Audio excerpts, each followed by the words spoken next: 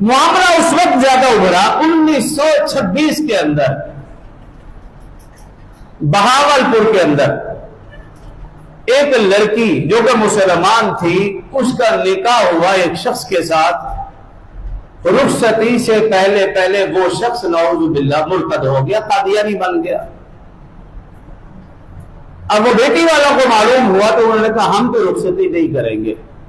یہ تو مرتد ہو چکا، نعوذ باللہ قادیانی ہو چکا۔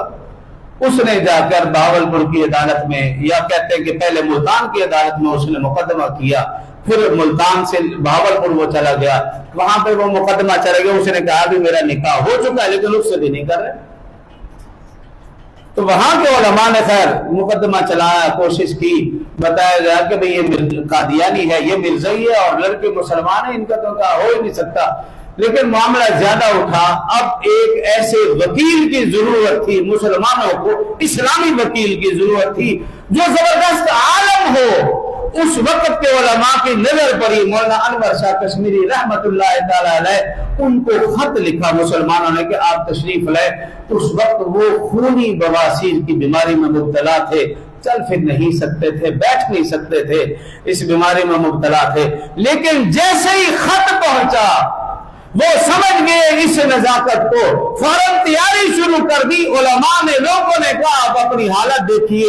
اس حالت میں، بڑھاپے کی حالت میں، اس بیماری کی حالت میں، اور آپ کا حج کے لیے جو ارادہ ہے، آپ کے کاغذات بھی مکمل ہو چکے ہیں اور حج بھی قریب آنے والا ہے، آپ کو آرام بتایا گیا، ڈاکٹروں نے آرام کریں تاکہ حج کے لیے جا سکیں۔ انور شاہ کشمیری رحمت اللہ علیہ کی آنکھوں میں آنسو آ گئے، کہا سنو، اگر میں حج میں گیا، رسول اللہ صلی اللہ علیہ وسلم نے مجھے کہا کہ میری ختم نبوت کا مسئلہ تھا، تو ختم نبوت کے معاملے اور مسئلے کو چھوڑ کر حج میں چلا آیا، تو کس منہ سے آئے تو بتاؤ میں کیا جواب دوں گا؟ اسی وقت فوراً بہاولپور تشریف، اسی بیماری کے عالم میں اس کو مختصر کر رہا ہوں، وقت بہت کم ہے۔ خیر عدالت میں پہنچے، قادیانیوں کی طرف سے بھی وکیل آیا، قرآن و حدیث سے مدلل دلائل دیے، اور حضرت شاہ جی کا جاہ و جلال اور جمال مشہور تھا۔ قرآن و حدیث سے دلائل دینے کے بعد جج کو مخاطب کیا اور قادیانی کے وکیل کو مخاطب کیا، اور جو بات کہی وہ سننے کے قابل۔ مرزا شمس الدین ان کی طرف سے وکیل تھا، اس کو مخاطب کر کے کہا مرزا شمس الدین سن، اگر تو کہے تو میں تجھے اس بھری عدالت میں دکھا سکتا ہوں کہ مرزا قادیانی، غلام احمد قادیانی جہنم میں جل رہا ہے، یہ پورا مجمع دیکھنے کو تیار ہے، تو صرف ایک دفعہ ہاں کر کے دیکھ۔ بس جیسے ہی یہ بات کہی وہ سارے کے سارے مرزائی وہاں سے بھاگ گئے۔ جج نے فیصلہ کے متعلق کہا کہ میں اس پر غور و فکر کر کے اس فیصلے کو سناؤں گا۔ حضرت شاہ جی رحمت اللہ تعالی واپس انڈیا چلے گئے اور پھر کہا کہ اگر میری زندگی میں یہ فیصلہ ہو جائے تو مجھے فوراً اطلاع کرنا، اگر یہ میری زندگی میں فیصلہ نہ ہو سکا، بعد میں فیصلہ ہو جائے، میری قبر میں آ کر ضرور سنانا، اور مجھے اللہ کی ذات پر کامل یقین اور بھروسہ ہے، جو بھی آ کر یہ مجھے مقدمہ سنائے گا میں اس کے مقدمے کو قبر میں بھی سنوں گا۔